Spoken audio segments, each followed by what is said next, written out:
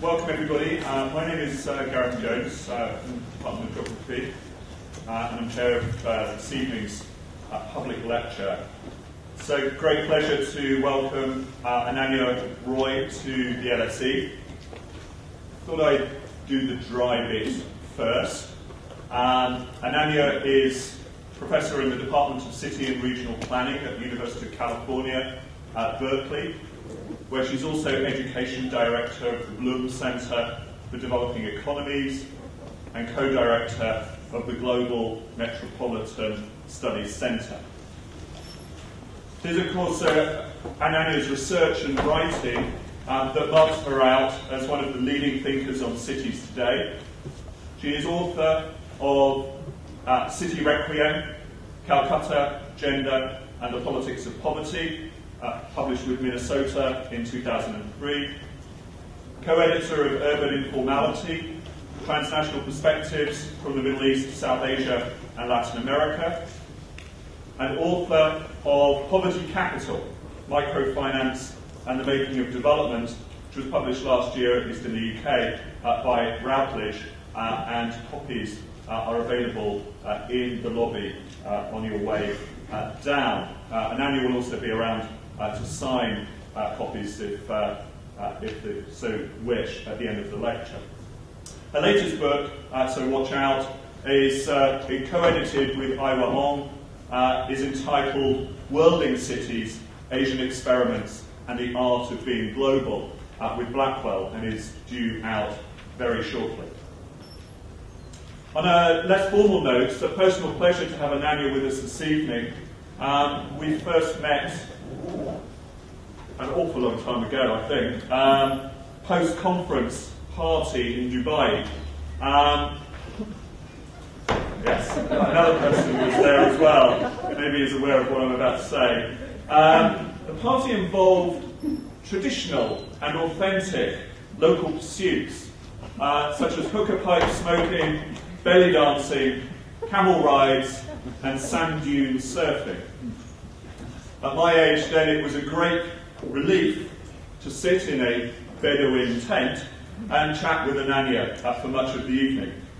It was a great and brief opportunity to put a face to a name and follow up on the many laudatory comments that students here at the LSE, with their origins at Berkeley, had made about her. The urban programs at LSE have benefited enormously from the excellent students that come to us from Berkeley. In no small part, that stream of talent is due to Ananya. From Dubai, I rushed back to the UK to buy City Requiem and have been a fan of her work, especially the combined interrogation of theory and policy, her commitment to politics in a great many forms, and the eloquence of her writing ever since. It's fantastic, then, having tried for such a long time to get Ananya's speed of light schedule to combine with a chance to speak at the LSE, that I welcome her here tonight. Her talk this evening, Cities at the Speed of Light, Asian Experiments of the Urban Century. Welcome, Ananya.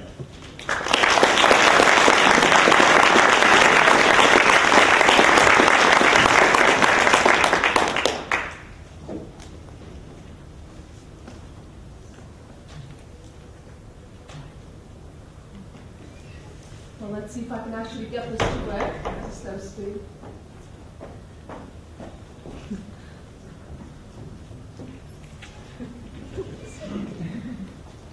Good evening, everyone. Thank you, Gareth, for that very generous introduction and for this invitation.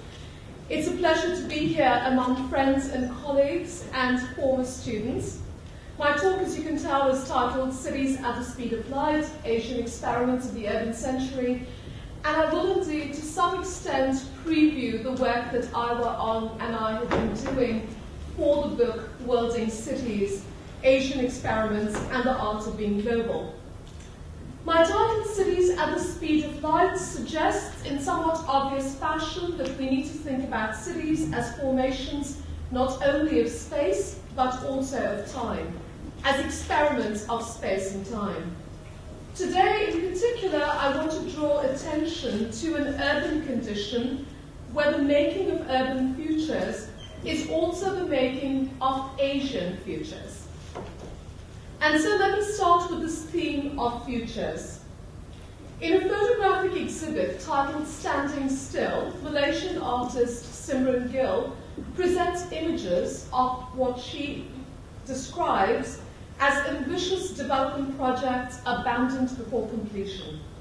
They capture what Gill calls a place in time where one might say the past lies in ruins, unkempt and untended, and the future also somehow has been abandoned and has started to crumble. No way forward, no way back. Taken between 2000 and 2003 in Malaysia, Simran Gill's photographs interrupt the fantastic teleology that at that time was the East Asian miracle. It is a future abandoned before it could be fully anticipated or lived. It is dialectics at a standstill. I borrowed this phrase, of course, from Walter Benjamin. In his 1935 expose on Paris, Benjamin writes, "Ambiguity is the appearance of dialectic in images, the law of dialectics at a standstill. This standstill is utopia, and the dialectical image, therefore dream image." There are many such sites of standstill, the monuments of the bourgeoisie in ruins even before they have crumbled.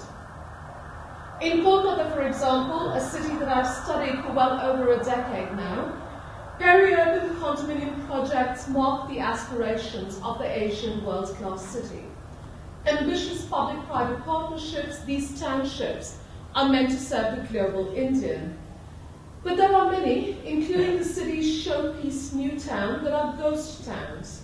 Frozen in a state of incompletion, they lack urban services.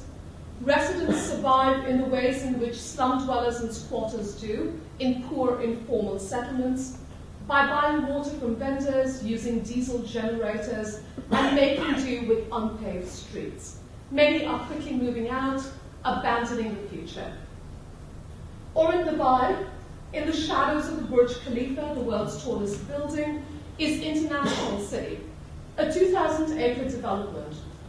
Reports describe it as a place where traffic circles are now overgrown, apartment buildings are almost completely vacant, rows of storefronts are empty. There are piles of construction debris, flooded parking lots, streetlights that do not work. Or in China, extravagant new cities, say those built in the north, like Orders, boast broad boulevards, towers of office buildings, luxury housing, but these so-called Tomorrowlands are also ghost towns, bold speculations that have not yielded residents. There's no traffic, wheat in the luxury villa developments, office towers that are eerily vacant. This is, to borrow a phrase from Abdulmalik Simon, the ghostly order in cities. It is where the circulation of capital slows, falters, trips over itself. It is where the dream image becomes dialectical image. Ruins of a world-class future, these ghost towns give me great hope. They are disruptions in the master narrative of urban futures as Asian futures. So let me turn now to how urban futures are being made as Asian futures. As is well known to this audience, the 21st century will be an urban century, one where the human condition will also be an urban condition. But the 21st century will also be a southern century, and perhaps even an Asian century. Much of the urban growth and urbanization of this century will take place in the cities of the global south, especially in the emerging and emergent economic powerhouses of India and China. The Asian century is increasingly instantiated through a series of urban experiments. And let me provide a brief glimpse of two well-known experiments, Dubai and Shenzhen, though after Gareth's introductory comments, I fear that you would think that our research in Dubai somehow involved bedroom tents and belly dancing. Dubai is the 21st century metropolis of hyper-urbanism, a city of excess and extravagance. Indeed, the term Dubaization has come to be synonymous with outlandish urbanisms of spectacle. From residential islands carved out in the sea, each serviced by a private helicopter, to some of the world's largest shopping malls, Dubai is, as Mike Davis puts it, a monstrous caricature. Or, as Davis continues to write about it, as an evil paradise.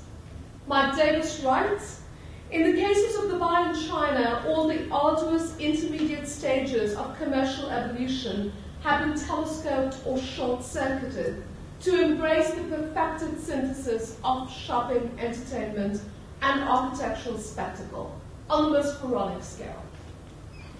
Now, I submit to you that Mike Davis is perhaps wrong, that Dubai is not a monstrous caricature of development. It is simply development. It is at sites like Dubai that the telescoping of time that is characteristic of all development becomes visible, that the bold rearranging of space that is the task of all development stretches to the horizon. The key icon of this urban experiment is today the Burj Khalifa, which opened last year as the world's tallest building. Situated at the heart of the Dubai downtown mega development, the Burj has become a symbol of the hyper-urbanism that is Dubai. It's estimated that in just the first week after the tower opened, about 10,000 people paid a hefty fee each to visit the observation deck located on the 124th floor of the building. One of them, an expat, interviewed by the New York Times, declared the following, that the Burj Khalifa is the pride of Dubai. It shows how wealth is moving from the west to the east. It was a straightforward statement that was a popular expression of what David Harvey and other theorists of global neoliberalism have been charting as a reconfiguration of economic hegemony. Now, on the other side of Asia is another ambitious experiment, Shenzhen China, China's first special economic zone and a symbol of its roaring economy. It is to Shenzhen that Deng Xiaoping was to return shortly after the Tiananmen Square protests to launch a carefully scripted southern tour to showcase the prosperities of market socialism. Shenzhen lies at the heart of the Pearl River Delta, which undoubtedly is the world's largest urban agglomeration. The estimates vary, but most would say that the Pearl River Delta is home to about 120 million people. It is in Shenzhen that I first started thinking about cities at the speed of light. Widely celebrated in Shenzhen is the idea of Shenzhen speed, a phrase that the city's journalists, urban planners, and civil society folks use quite regularly. It's a phrase that refers to the city's incredible pace of growth. This is a city that went from 25,000 people in 1980 to about 14 million people in 2010. But the phrase also suggests that no other place or time has experienced the transformations that have characterized this city. The philosopher Paul Virilio notes, no politics is possible at the scale of the speed of light. And of course, cities like Shenzhen raise for us the question of what sort of politics is possible at the scale of the speed of light. In Shenzhen today, the revolution is urban.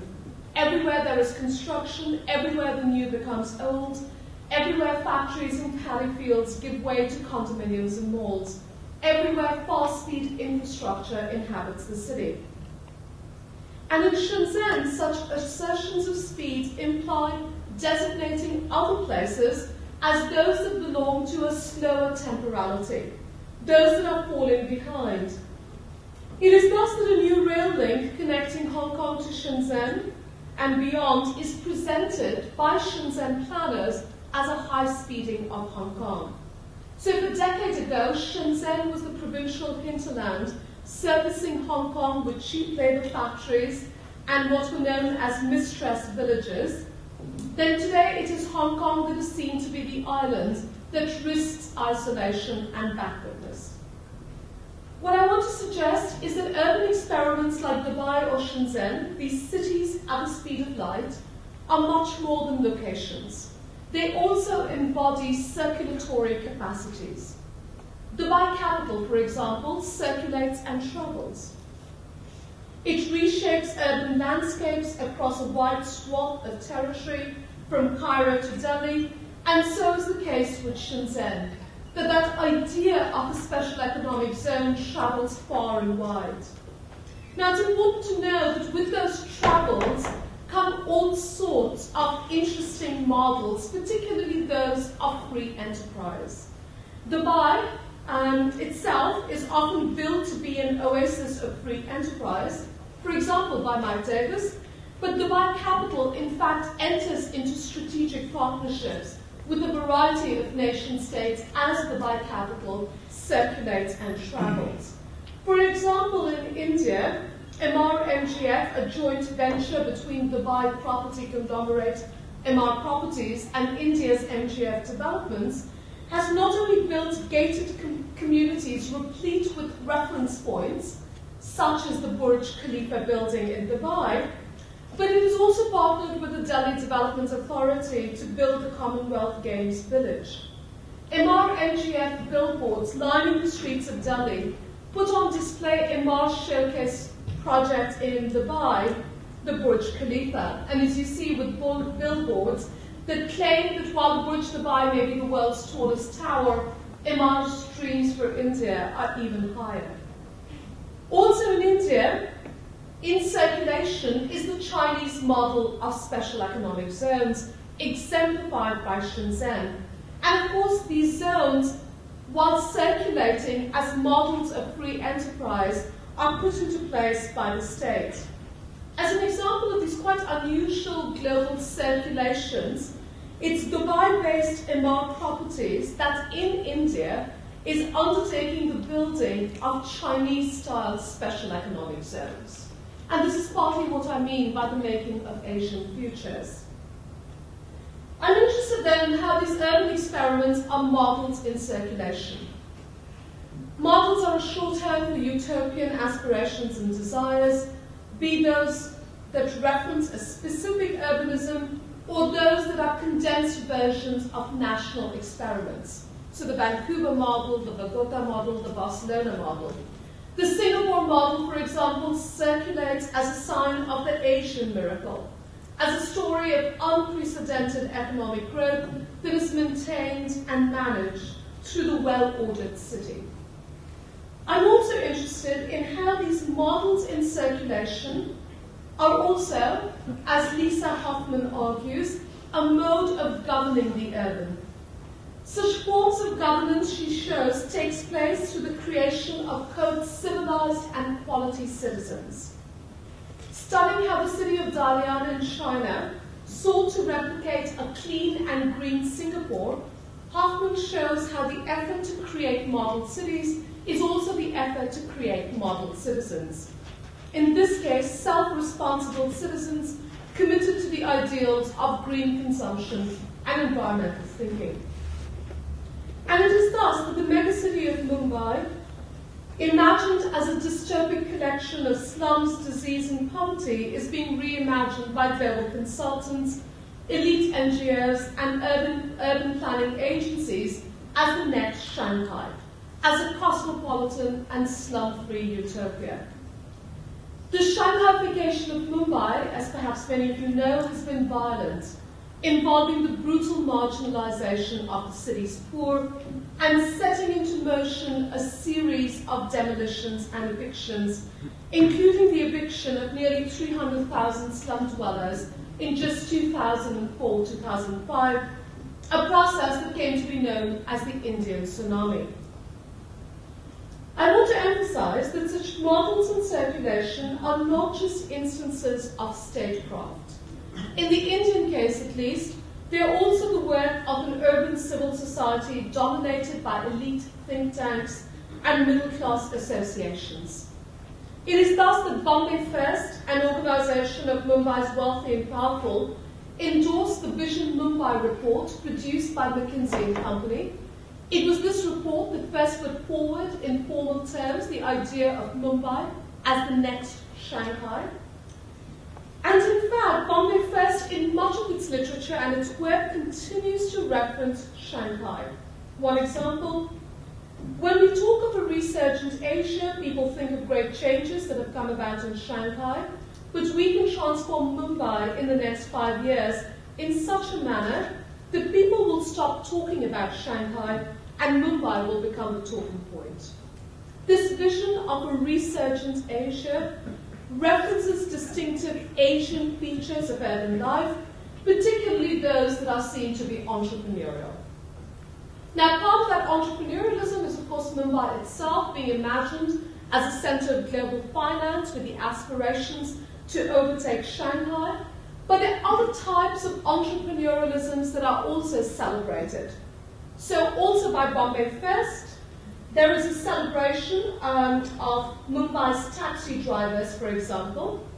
Bombay Fest, writing in its literature, the taxi driver, you don't need GPS with him around. He knows every nook and cranny of the city. These are narratives of Asian creativity, resilience, and ultimately success. Features that seem to defy the plotted coordinates of Western capitalism. It is in this way that urban futures are made as Asian futures. Now, I want to additionally suggest that such models in circulation implicate more than elite desires and aspirations. They're also mass dreams. Let me put it this way. If the so-called Indian world-class city references models of Asian urbanism, be it Dubai, Shanghai, or Singapore, then claims to such world-class urbanism are also claims of integration, public interest, and urban democracy. Rather than a retreat to gated enclaves and secessionary citizenship, the Indian world-class city as Asian future must be understood as a remaking of the urban commons, a reclaiming of the city. And such a reclaiming is happening not under the sign of the global Indian, but increasingly in the name of the middle-class consumer citizen.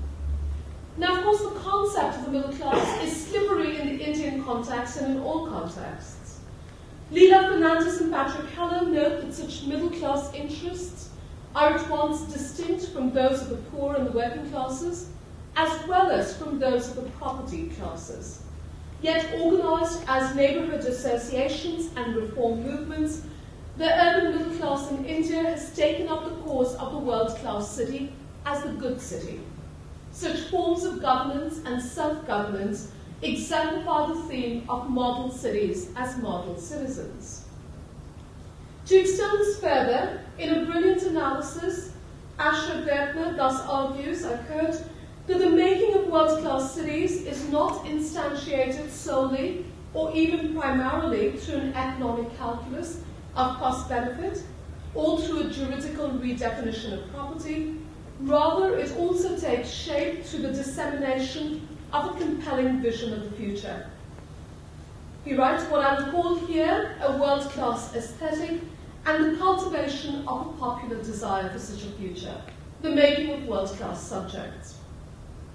Working in the context of Delhi, Gertner shows how this world-class future is an aspiration even of the poorest classes, even of those who are fated to be banished by the world-class city. Models in circulation, then, are a vital part of the making of cities at the speed of light. There are also examples of what Jane Peck and Nick Theodore more broadly have designated as fast policy, the rapid dissemination of discrete policy ideas across distant zones of experimentation. And I'm interested in how such policy mobilities reproduce the Asian city as a milieu of intervention.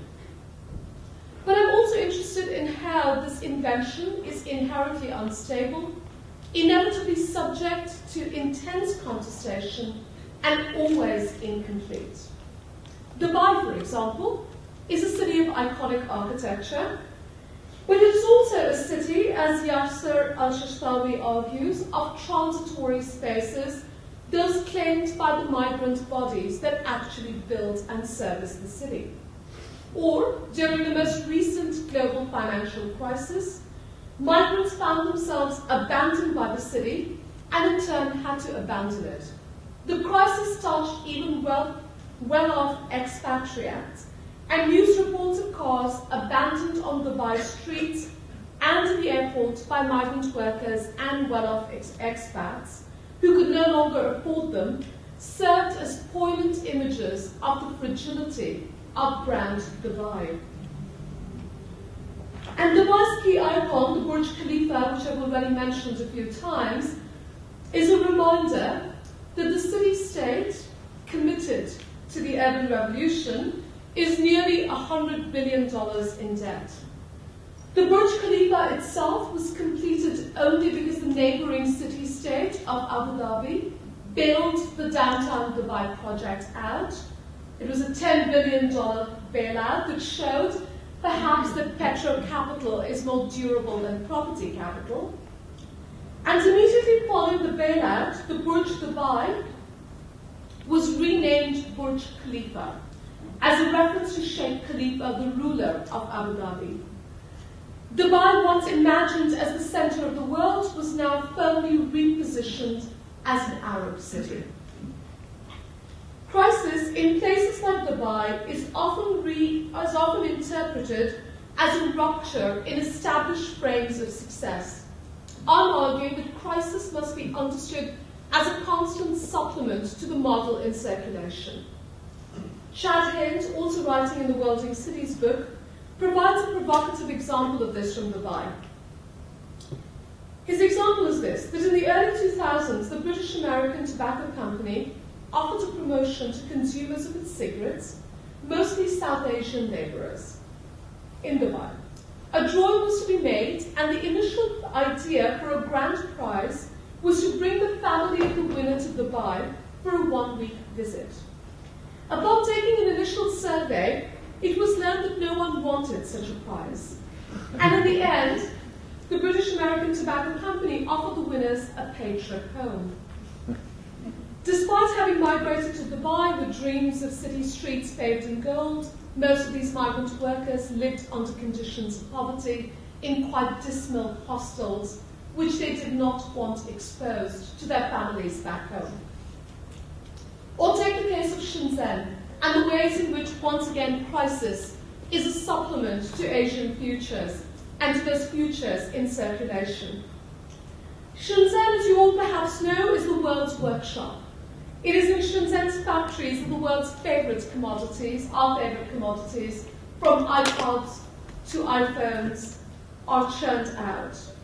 In fact, I would bet that almost every gadget that we use in our daily lives that are in this room have been assembled in Shenzhen and have been assembled in one factory in Shenzhen, Foxconn, which is the world's largest contract electronics supplier.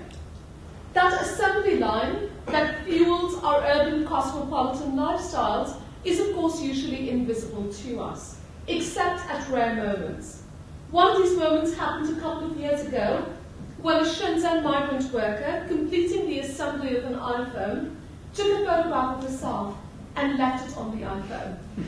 You see her here, in pink and white striped uniform, smiling, making the peace sign.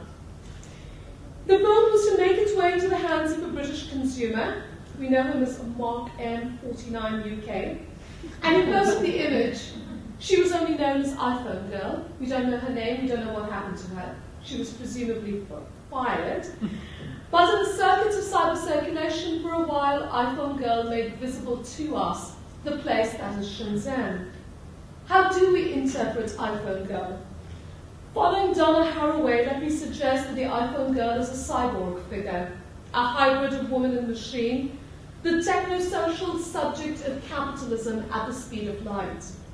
For Haraway, the cyborg is a critical figure, but she can also quickly become banal and mainstream and comforting. Haraway writes, the cyborg may be an alibi that makes the techno-scientific bourgeois figure comfortable, or she may be a critical figure. Is iPhone Girl an alibi for the global assembly line, or she its disruption, its critical figure? That question returns me to a question I posed earlier, which is at the heart of today's talk. A question derived from Berkeley. Is politics possible at the scale of the speed of light? And if so, what is that politics? In the last year or so, a new politics has been afoot in Shenzhen. That of migrant workers who've made the journey to cities like Shenzhen from the villages of the Chinese interior, either workers who are legal, documented, or those who are part of China's massive floating population. And in fact, the Chinese migrant worker is central to the enterprise that is the world's workshop. Central perhaps also to the global economy. In 2009, Time magazine named its usual Person of the Year. The Person of the Year, in fact, was Ben Bernanke for having bailed out Wall Street. But it also named a variety of runners-up to Person of the Year. And one of those 4 runners-up was the Chinese worker, specifically the Shenzhen migrant worker. Photographed in black and white, Shenzhen's workers appeared on the pages of Time magazine as heroes of the global economy, given credit for leading the world to economic recovery. But recently, these portraits of heroism and aspiration stand in sharp contrast to a series of suicides that have plagued Shenzhen factories, particularly Foxconn. The deaths, with workers quite literally jumping to their death from the top floors of factories or from the top floors of dormitories, have been seen as a symbol of the dark side of Shenzhen's speed. Migrant workers working 11-hour overnight shifts, 7 nights a week, forging plastic and metal into electronic parts amid fumes and dust, living 8 to a room in cramped dormitories. There are 500,000 workers who are housed in Foxconn's dormitories alone. The deaths have also been seen as a symbol of a new generation of Chinese workers unwilling to make unending sacrifices for the Chinese economic miracle. And indeed, in a quite stunning turn, workers in factories across southern China have gone on strike. In the face of these strikes and in the face of the global scandal of suicides, factories from Honda to Foxconn have sharply raised the wages of workers in southern China, including in Shenzhen. Is this a radical transformation of the making of Asian futures? After all, ever since its founding as a special economic zone, Shenzhen has been the space of model workers. Until recently, articles in the Shenzhen Special Zone Daily thanked model workers for their painful labor and sacrifices undertaken for their company and for the zone. Model workers are saluted, as in one article, for offering their youth silently to Shenzhen and for having created the Chinese miracle and for thereby having stepped into the new century. This millennial utopia is now haunted. The ghosts are of bodies that have quite literally been corroded by work, disposable bodies discarded by the global assembly line, as well as of workers who jumped to their death from factory dormitories.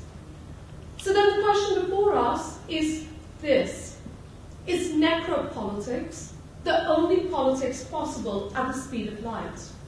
I borrow that phrase, necropolitics, from Achille Mbembe's poetic essay, where he describes necropolitics as the work of death, where becoming subject supposes upholding the work of death.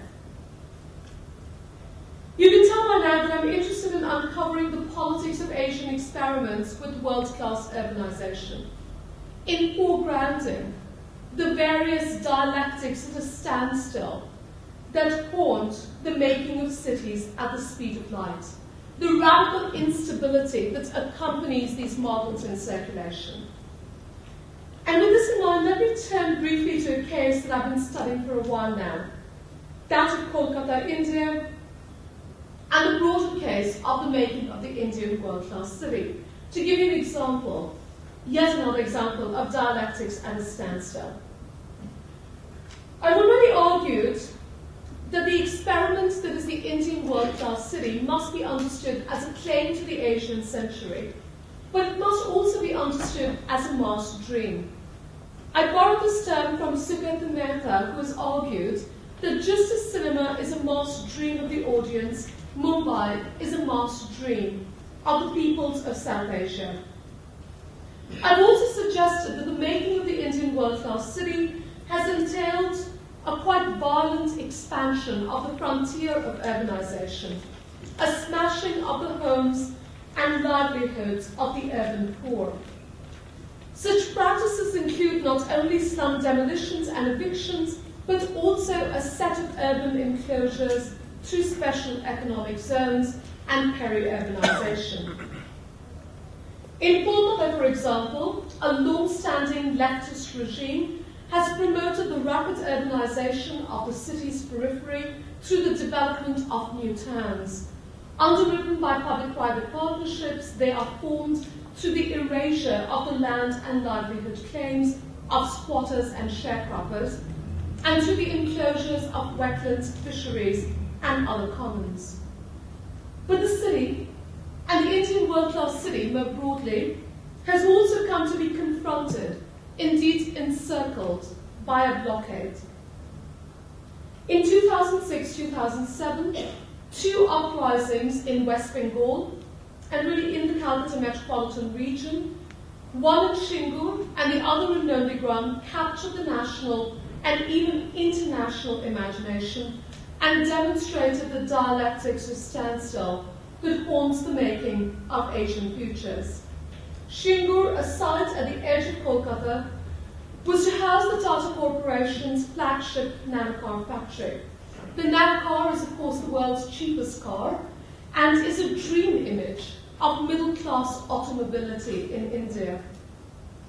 To make way for the factory, the left-front government had procured land from local peasants and sharecroppers, and had also provided massive subsidies, geo-bribes, to use David Harvey's term, to the Tata Corporation. But here, opposition parties mobilized the displaced. In 2008, the Tata Corporation, seeking respite from the protests and strikes, abandoned its nanocar factory at Shingur. At Nandigram, a village in the state of West Bengal, the left-front government sought to put into place a special economic zone modelled after those in China. In this case, village land was to be transformed into a chemical hub owned and operated by the Salim Group, an Indonesian conglomerate. Here, a peasant uprising refused entry to the armed functionaries of the state, and despite brutal state repression, the peasant movement held its ground, becoming an important cause for national anti-displacement movements. The Shingur and Nandigram barricades altered the landscape of electoral politics in the region, and this month the Left Front is set to lose to an opposition party for the first time since 1977. The struggles at Shingur and Nandigram are at the very heart of this political contest. But the blockades at Shingur and Nandigram have also set into motion an unmaking of consent to the sign that is Asia. If the Chinese model of development served as an important reference point for India's urbanization strategies, then today this model is under scrutiny. In a seeming reversal of discourse, Indian politicians now argue that China is not the appropriate development model for India, which, after all, is the world's largest democracy. The blockade also calls into question key instruments of urban planning in India, from eminent domain to zoning. Let me give you an example. So while we've seen these quite visible struggles in Shingur and Nandigram, there have also been a series of minor blockades all through Kolkata. And one of them is embodied by a poignant symbol, which you see in the middle of your screen here, quarter number 411. Occupied by Shambhu Prasad Singh, this factory quarter was the last holdout in attractive factory lands that had been converted into the city's upscale South City retail and residential complex, which you see rising in the background here. The workers had been evicted from their quarters with no prior notice and with meagre compensation. Shambhu Prasad Singh had refused to make way. He was the blockade. His blockade triggered important scrutiny of the very nature of urban planning in Kolkata. Soon it became evident that the South City complex, which was being celebrated as an instance of the making of Kolkata as a world-class city, had been built in violation of environmental laws and through the enclosure of some of Kolkata's largest water bodies. Such forms of elite informality and elite illegality are commonplace in Indian cities today. And while urban poverty is criminalized, elite informality is often legitimized and even practiced by the state. Thus, the new towns of the peri-urban edge of Kolkata that I talked about earlier exist in direct violation of the state's own proclaimed policies of protecting agricultural land and wetlands, but rarely are they seen as informal or illegal. Shyama Prasad Singh's blockade made visible the South City complex as the towers of violation, and at least for a moment disrupted the consent that has hitherto accompanied elite informality and illegality. These blockades in Kolkata can thus be interpreted as an image to forge alternative urban futures. But if so, like the ancient century itself, this too is an enterprise fraught with ambivalence and contradiction. Let me explain. The left front responded to the uprisings in Shingur and Nandigram with considerable violence. The repression of the state came to be severely critiqued by leftist intellectuals hitherto sympathetic to the agenda of the left front. But in whose name is such a critique launched by the left against the left? Activists argued that industrialization cannot be more important than agriculture. In doing so, they presented a moral challenge to the enclosures of primitive accumulation, and they sought to give voice to dispossessed villagers who were being lost to history. But such a narrative privileged the figure of the peasant owner over those of the urban squatter, informal vendor, and day laborer, the figures whose claims to space remain criminalized by the Indian judiciary and by the making of world-class cities. I would submit to you that there are no such public hearings, no such struggles waged by leftist intellectuals on behalf of the urban poor. It could be argued then that urban squatters and slum dwellers are the new awkward class, not fully proletarianized or dispossessed, tenuously tethered to property and petty bourgeois production. They cannot be defended as the heroic subaltern. They cannot be the subject of history. They remain at the awkward margins of the blockade. It can also be argued then that the struggles of Shingur and Nandigram do not challenge the making of the world-class city. Framed through a Marxist nostalgia for dispossessed peasants, they trivialize the brutality of urban development. In previous work, I've argued that such pastoral motifs are commonplace in what can be understood as Bengali liberalism. Pastoral radicalism can only advance one critique of urbanization, and that is the loss of an agrarian world. It cannot challenge the dream image that is the world-class city. It has no political vocabulary to do so. There are other limits as well to the struggles in and around Kolkata. The blockade represented those displaced at Shingur as dispossessed villagers. Yet powerful counter-narratives soon circulated. In withdrawing from the Nanopar factory at Shingur, Ratan Tata, CEO of the Tata Corporation, wrote an open letter to the youth of West Bengal. And in it, he posed a stark choice. He said that the youth could in fact take up a future with a prosperous state, with the rule of law, modern infrastructure and industrial growth, with jobs. Or they could see a state consumed by a destructive political environment of confrontation, agitation, violence and lawlessness. Amidst a deindustrialized and informalized economy where industrial jobs are rare, Ratan Tata's open letter dangled that most rare of dreams, factory employment. And in 2008, a new round of protests took place at Shingur. this time by those who had relinquished land for the nanocar factory in the hope of jobs. I don't have a photograph of that protest, but the banners this time read, "Welcome back, Ratan Tata. We want industry.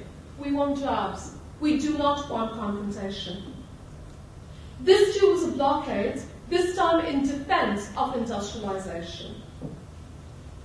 Amidst persistent structural violence, it is impossible to assert that the subaltern has consented to the wage slavery of the city at the scale of the speed of light.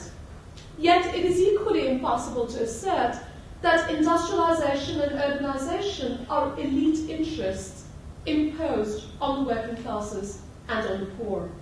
In this sense, Shenzhen is the ultimate mass dream, fulfilling the promise of industrial employment for the masses. And I would argue that blockades in places like Kolkata consolidate rather than disrupt the idea of Asian futures. They evoke the sense that surely elsewhere in Asia, the fires of protest are not burning. Surely elsewhere in Asia, in Shenzhen, in Singapore, in Dubai, urban futures are possible. Transformed from geography into history, Asia in this way becomes utopia. After pulling out of Xingu, the Tata Corporation relocated its nanocar factory to Sanand, a town at the outskirts of the Ahmedabad metropolitan region in Gujarat. The Gujarat government had provided ample geo-bribes for the relocation, including 1,200 acres of prime land freed up for the Tata factory. The Chief Minister of Gujarat, that you see here in an image that I'm sorry is out of focus, Narendra Modi, was eager, as always, to put on a show that Gujarat is open for business. But as many of you know, Modi is also the architect of the 2002 riots waged against Muslims. Carefully planned and implemented by the instruments of the state, the Gujarat pogroms killed and maimed hundreds. Today it is Modi who is the keeper of the dream image of Swadeshi prosperity, the nanocar. And it is thus that the nanocar stands at the confluence of Hindu fundamentalism and neoliberal nationalism. This fascist utopia is also a mass dream. It is also the making of Asian futures. In closing, let me suggest that the study of such urban experiments makes possible, I hope, a study of the worlding of Asia. That it makes possible the inscription of the term Asia with new critical meanings. First, to read Asian urbanism requires a tracing of models in circulation, of the material and discursive practices of interreferencing through which cities are made and inhabited. In this sense, the name Asia becomes, as Gayatri Spivak has argued, a placeholder in the iteration of a citation.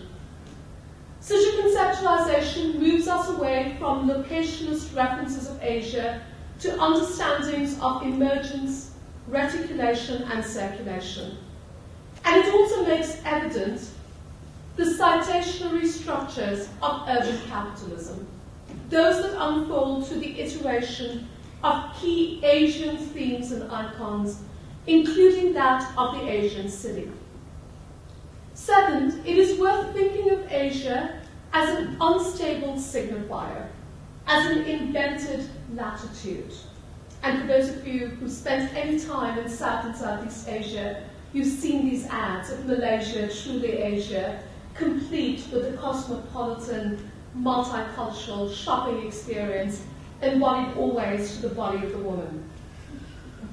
I borrowed this idea of Asia as an invented latitude from Abdul Malik Simone's critical intervention in global urban studies.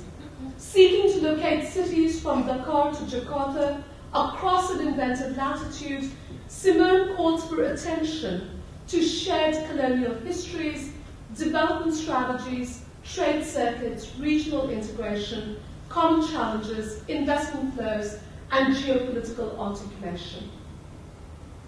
And finally, iterations of Asia generate a surplus that cannot be easily contained within familiar frames of urban success and globality. That is that crisis, that is that radical instability, that is that haunting. So here, to make that point one more time, is a closing story from Brazil, not Asia. For those of us who work on cities, Brazil remains a context of great interest, a site where a national cross-class movement has organized around the right to the city. Multiple activisms insist on asserting what one of my Brazilian colleagues, invoking Lefebvre's idea of experimental utopias, has defined as time spaces of transgression. So not surprisingly, during my first trip to Brazil a few years ago, I went with a certain longing.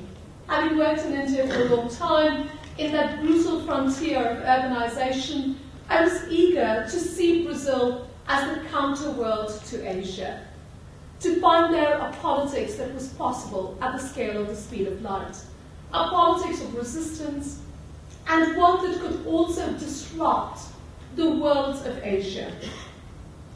But walking along an unevenly paved narrow street in a hillside favela in Sao Paulo, I came face to face with Asia, with this. Our hosts, who studied the politics of housing, pointed out that this was Singapore, a line of newly constructed apartment houses that ringed the original favela. A slum redevelopment program in Sao Paulo, whose success continues to be hotly debated in Brazil. Singapore makes explicit reference to Singapore's history of public housing. This is a model in circulation. It is Asia in circulation, but it also disrupts the model of the Asian world-class city. It disrupts the Singapore model. For after all, it is rare for Singapore's public housing pedigree to be referenced. Usually Singapore, despite its constant experimentation with technologies of welfare, circulates as a model of market logic and free enterprise, or as a model of ordered urbanism and technocratic management. But here, in a displaced space of inter-Asia, at the margins of the Brazilian city, Singapore was finally resurrected as a model of public housing. This is a counterworlding of sorts. It is also a sign of the travels of Asia. In this case, Singapore is a colloquial citation. It is an indigenization of the reference that is Asia. Displaced into the space of political struggle in Brazil, Singapore is the pluralization of Asia. Following Derrida, Singapore, at the edges of the favela in Sao Paulo, renders Asia undecidable. Derrida writes, the undecidable remains caught, lodged at least as a ghost, but an essential ghost, in every decision, in every event of decision. Its ghostliness deconstructs from within any assurance of presence.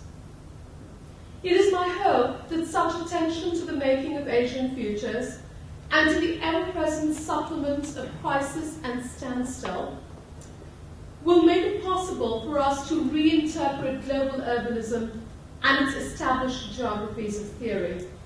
This is a task that I know many of you see as urgent and vital, and I share in that project with you. Thank you.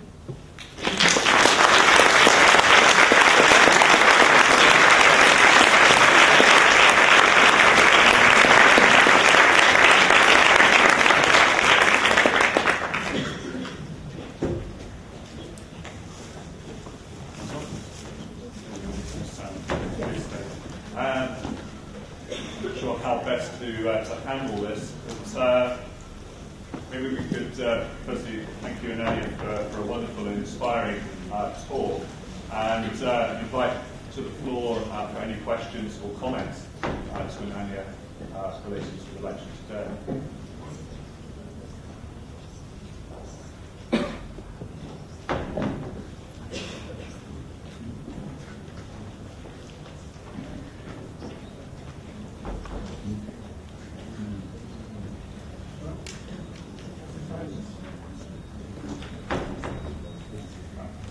Sorry, yes, please. There is a microphone, sorry, coming around. I'm not sure if it's going to get you at the speed of light or what's like. I'll stop it now. Carry it forward.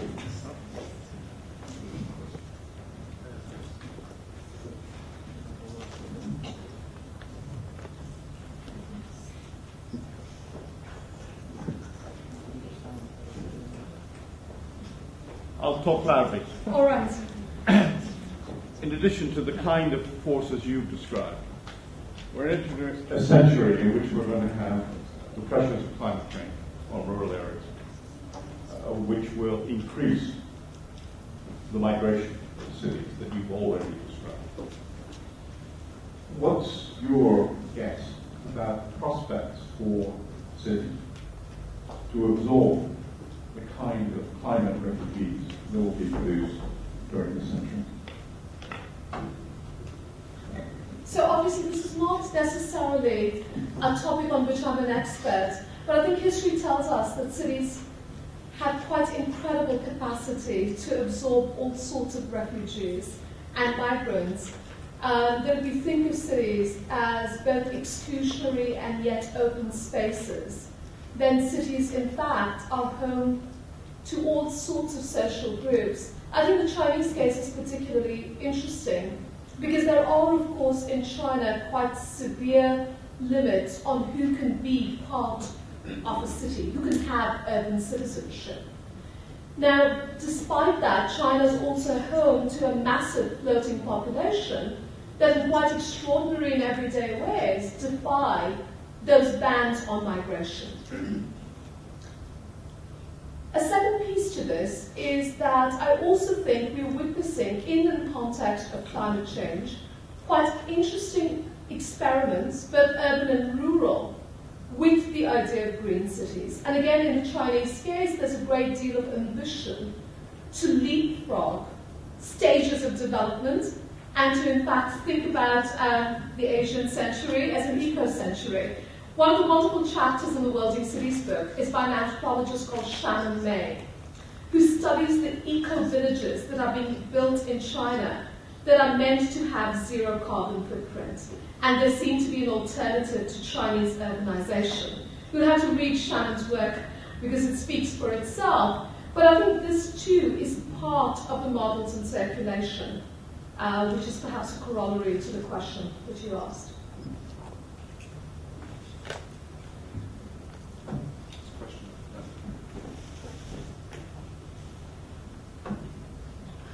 Thanks, Ananya, for the talk. Because most of the cities that we're talking about was Mumbai, Kolkata. I was just wondering about the not so large cities of hundreds that's in India.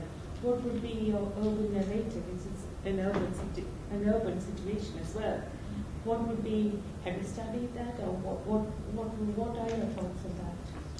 Well, as you know, there's a lot of work waiting to be done on what in India quite technocratically are called Tier 2 cities.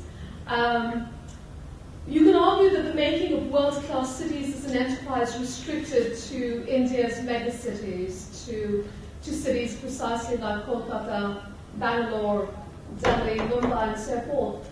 But I would doubt that that is the case. And partly, I think, if one thinks about the citationary structure of global capitalism, which is what I'm ultimately interested in, then I would argue that those citationary practices show up in a variety of sites. They're not restricted only to the mega platforms of urbanization.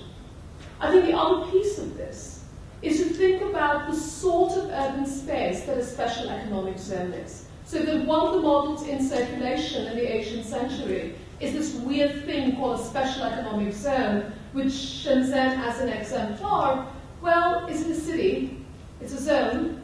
In the case of India, these are often zones created through the confiscation of agricultural land, and therefore they're not restricted to the large metropolitan regions or even to the peripheries of those. So I don't mean to suggest that the making of these Asian futures is somehow restricted only to the best-known cities or urban sites. In that sense, we can think about a Lefebvrean urban revolution where the urban revolution is not restricted to a human settlement called a city. It is about the transformation of space itself into a commodity. There's a question in the second row there, and then one in the third as well. Jared? Thanks. Thanks, Ananya, for a challenging topic. I want to ask a question that's, well, it's actually a point of clarification, so I want to make sure that I understand your main argument. So, okay, so so tell me if I've got it right. If I understand you, the point, and I love the fact that you end with this case, because I think it clarifies, well, let's see if it clarifies. This is what I get. When you say the way in which Asia is cited, the Asian citation is profoundly ambiguous, you're thinking against a set of normative positions, which, so I'm thinking of the way Joe Hart cites Asia in her account of South Africa, interreferences Asia to clarify what, an account of South Africa, for instance.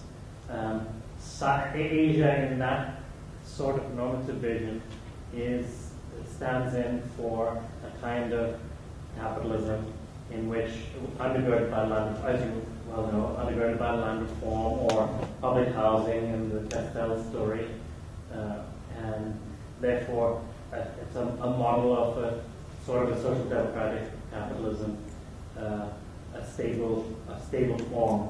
And it seems to me that your interreferencing of Asia is of, or your framing is of through this Benjamin reading of the ruin and so on, is of kind of the dead bodies at the workplace, is of primitive accumulation, is of ongoing primitive accumulation. Well, okay, that's the old study way of putting it, but something like that, right? That Asian futures, Asian citation today can no longer bear the burden of that social democratic presumption, and that Asian citation today actually bears the burden of all these incredible costs. So in that sense of primitive accumulation. Is there something there? I love it. We should have just had Charlotte give the talk, right? we could have done an act together, right? No, I think that's very useful. I think that, so this perhaps takes me back to the book rather than to the talk. And of the various folks here, Asher Devner has a chapter in the book, so he should perhaps speak up as well. But the book, on the one hand, is an attempt to rethink established geographies of urban theory. And, I didn't reiterate those arguments here because many of you are quite familiar with those arguments, that it's time to move beyond what Jenny Robinson has designated as this quite debilitating dualism between global cities like London that are seen as command and control nodes of the world economy and megacities that are seen as big but powerless, warehouses of a surplus humanity, in Mike Davis's apocalyptic language. So I think many of us have been engaged in the task of trying to forge forms of urban research and urban theory that take us well beyond that dualism, to create new geographies as theory. And so part of the straightforward venture in this book is to take seriously the urbanism that is happening in the global south. Now, the project that got this book started was something that the Social Science Research Council in the US called Inter-Asia. And they were interested in rethinking how Asia itself is imagined and theorized. And I think for us, the project then was an interesting conjoining of an attempt to remake urban theory, but then also an effort to remake the ways in which Asia has been imagined, and there are at least three dominant ways that we wanted to challenge. One, rather obviously, is what Dipesh Chakraborty in Provincializing Europe talked about as a European historicist thought that is consigned the countries of the global south to what he calls the waiting room of history. The way in which Asia figures in important genres of thought, including in Marxism. So that's one piece of it. The other piece of it was to challenge the claims coming out, the very hegemonic claims coming out of India and China of the Asian century, where Asia becomes the metonym for global capital. And for a global capital that is seen to have features different than Western capitalism, more entrepreneurial, more creative, so forth. And the third, then, is the most subtle piece of it that we were perhaps taking on, that yes, Asia, particularly East Asia, could not be simply read in the ways in which some very influential social scientists had read East Asia, as some sort of form of social democratic capitalism, as land reforms, as these great industrial experiments, that all of that may have happened, but there were fragments of this East Asian miracle that were now circulating, that had been put into motion, often by city-states like Singapore, and that had to be accounted for.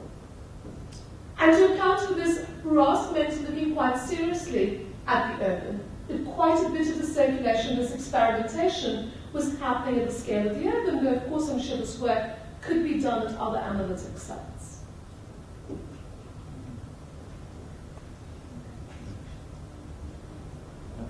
A rather down-to-earth question after some of the more highfalutin stuff. You made reference to the wage increases that have come about at Foxconn and Honda and other firms as a result of the disputes there. Have you any feedback yet on how that's affecting the lifestyles, the conditions of the people working in those factories? We don't know as yet, and I think it's a very important question, because will these factories then simply move to another part of quote-unquote Asia where wages are much lower? And that's why I asked the question of what sort of politics is possible in a place like Shenzhen. Last year, it seemed that a rather traditional working-class politics of labour strikes was possible. But we also know that those labour strikes were possible and visible only because the Chinese state had allowed them to be. Reversing its long-standing policy of banning unionization in special economic zones and more broadly in southern China.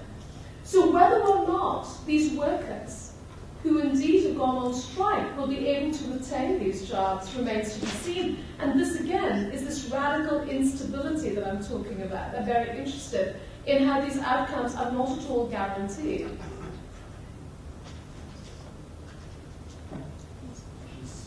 Another one here.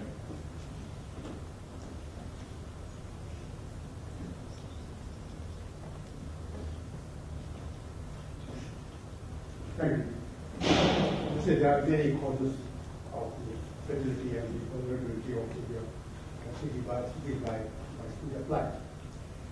One of them could also be this, perhaps, that these models are somewhat alien to the local culture, and put an effort to indigenize these models. Would it help to reduce the vulnerability of the product? So, and many of you may take issue with this. My position on this matter is that it's hard to talk about local versus foreign models. That partly by thinking about interreferencing, I'm suggesting that no such distinction is possible.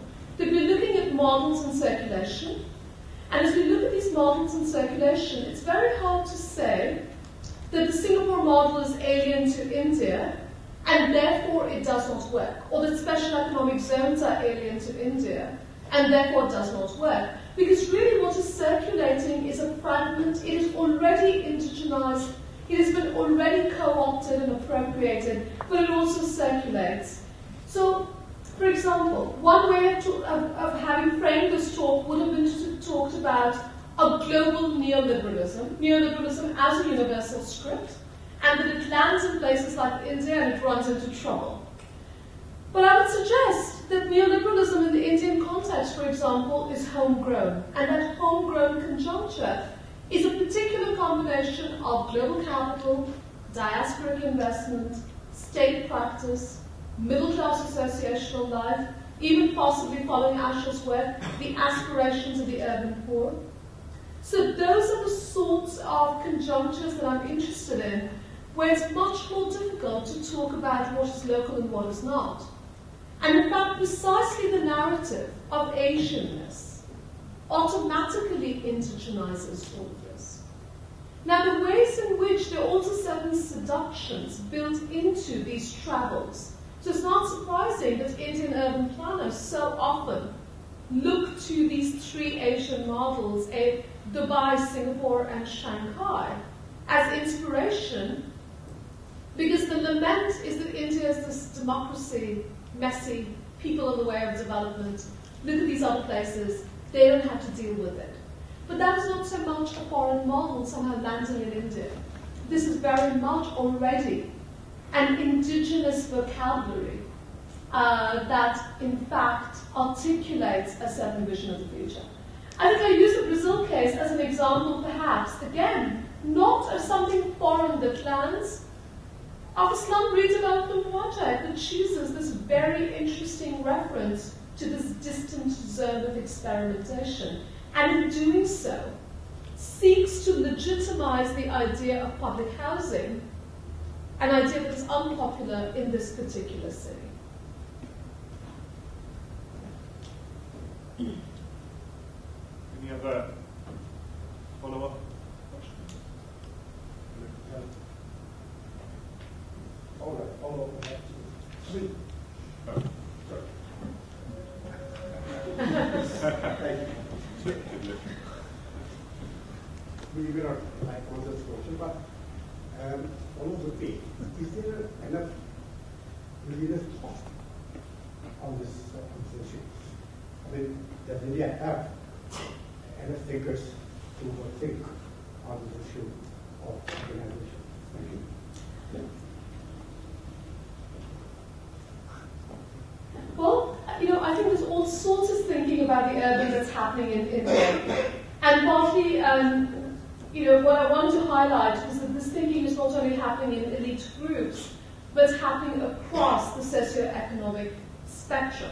And it's not just the work of the state, but I think we've seen a resurgence, perhaps, of an urban civil society very committed to thinking about the urban. But I think what is the question is, what is this thinking on the urban, and what is the urban future that is being imagined for India? And I think there is, one can argue, a quite comfortable consensus in policy-making circles, be it civil society as an actor making policy, or the work of the state in making policy, that the future of India's cities is something called a world-class future. And that's perhaps what many of us have hoped to challenge in this particular book and in our work. Yes, thank you. Actually, a question with India as well. I know that the slow rate of urbanization has kind of been historically documented in India, and it's partly due to some issues of classification, which I know have sometimes been controversial issues and political issues. Obviously, as the urban century continues for India, there's going to be substantial urban growth. But in your opinion, do you think there's going to be less of a reluctance to not classify rural areas as urban as the century continues and as India just becomes more urbanized generally? Well, I don't know if there's a single answer to that question. What I will tell you is that UC Berkeley recently, in this last March, organized a conference in Delhi called the 21st Century Indian City. And we very much wanted to engage policymakers as well. And one of the issues that kept coming up, in fact it was an issue I think that Asher raised early on in that conference, was precisely how urbanization and urban growth are measured in India, and the politics that is at stake in those jurisdictional struggles. I think at a broader level, it's interesting to note the state of urban statistics and whether or not the data that exists on megacities is valid. I remember a piece by David Satterthwaite about the Millennium Development Goals where he talked about how all urban statistics were nonsense statistics, that they simply did not capture the vast proportion of people living under conditions of informality and poverty in cities in the Global South, for example. But in the case of India, I think this whole notion that whether or not India has grown urbanized slowly remains a matter of great debate, and it depends, as you pointed out, very much on how one defines municipal and metropolitan jurisdictions. Asha. Next time, Thanks. Perhaps picking up a bit on your response to the last question and thinking about the conditions under which populations get accounted for and are sort of made legible, but on their own terms.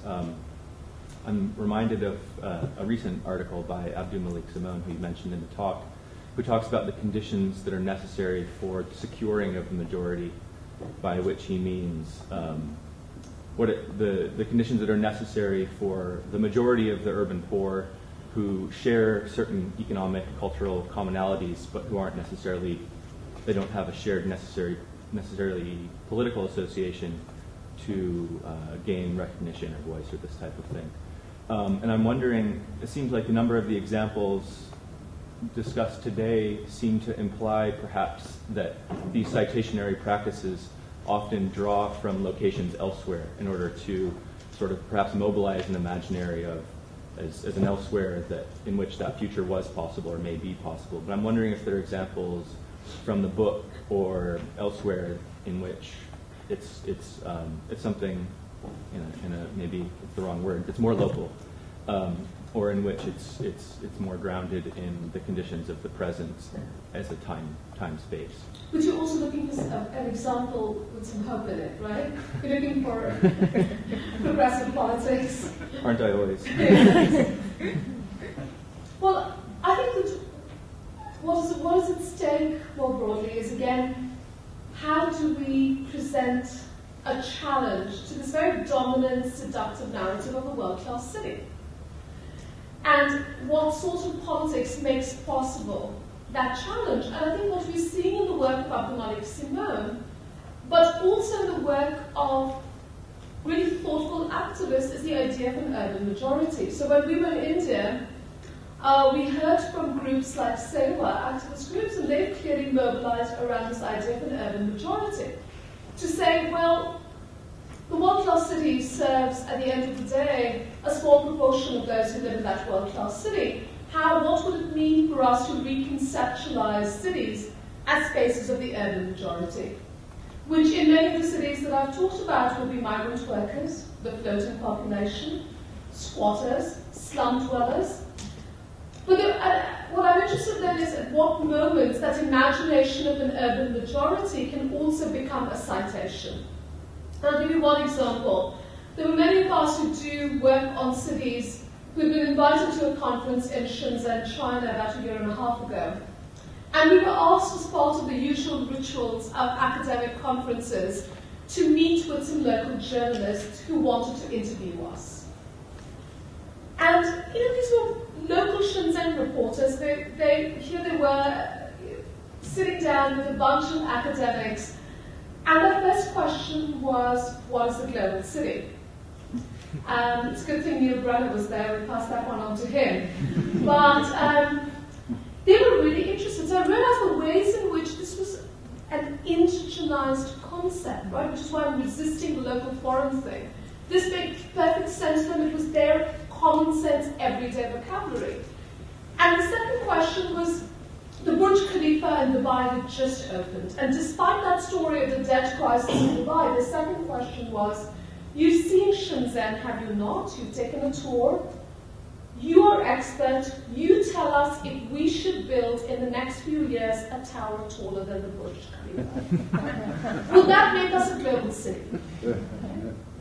So we tried to tell the whole story about debt. And everyone was, well, we're not going to go into debt. Should we build a taller tower? And so we thought, all right, so this is going to be this quite predictable process of disrupting this established citationary structure. But then we did something interesting. One of the colleagues, Brenda Yoack, in fact, asked them, instead of asking us what you think what we think of Shenzhen, why don't you tell us what you see as the most important symbol of Shenzhen? And we had expected they would mention Windows of the World, which is this rather kitschy Disney-esque theme park in Shenzhen, or they would talk about fast-speed infrastructure, or they would talk about Foxconn, and look, Foxconn produces the world's commodities. The answer was surprising. It was the migrant worker. And the female migrant worker. That for them was the citation through which Shenzhen had to be understood. But it turned out that Time magazine article had just come out. Right? So Shenzhen had already been cited through the body, the heroic body and trope of the female migrant worker, which then, so I can't even say that that circulated and became indigenized. It was in fact very much part of the citationary structure, and in fact was somewhat radical and disruptive. Not at all the progressive politics you're looking for. It never is. That's the problem. Any more questions? Brilliant. I think maybe then that's the last one of that. The title of your lecture, The Speed of Light, seems to be a defining aspect of this kind of Asian development, if I didn't misunderstand you.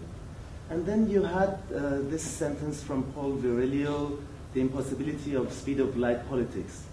I want to know what meanings are hidden within the speed of light. Is it just hyper-urbanization and speed of construction, or are there other aspects of space-time? So I think that if we were to take this idea that Asian urbanization is a presentation and self-presentation of the speed of light. So Shenzhen planners talking about Shenzhen speed, which is when I really started thinking about this idea of speed and immediately reminded me of Virilio's work. But also the ways in which an influential urban theorist like Mike Davis talks about Asian cities. And particularly his narrative of the Bai, which he presents as almost being outside the bounds of reason, as almost outside even history, or at least a history that historical materialism cannot grasp.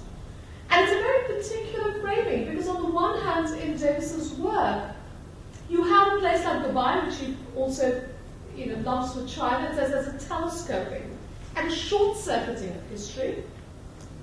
But he also then has a text like Planet of Slums, where he talks about how the surplus humanity in slums cannot be the subject of history. They cannot undertake collective politics. So it's that configuration that we partly want to quite seriously question in our work. But that also means then thinking, as you point out, about what the speed of light entails. And what I love about Virilio's work, of course, is that it was written during the First Gulf War. It's a commentary on war. That book is called Desert Screen, and it's about televisuality, but it is about how war itself becomes a televisual exercise. So there's some very important politics there about how we understand empire and sort of the long histories of imperialism in trying to understand the speed of light. Some ways then Virilio meeting Walter Benjamin as we think about standstill ruins as an interruption, as a dialectical image.